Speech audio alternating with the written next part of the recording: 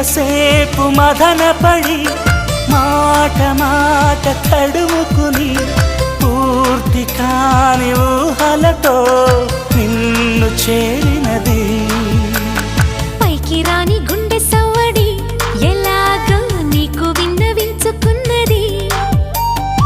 ఆగని ఆశల సాగర కెరటమిది. ఓ నా ప్రియతమా అనరాదే అప్పుడే అంతా క్షేమమా అని అంటే చాలని.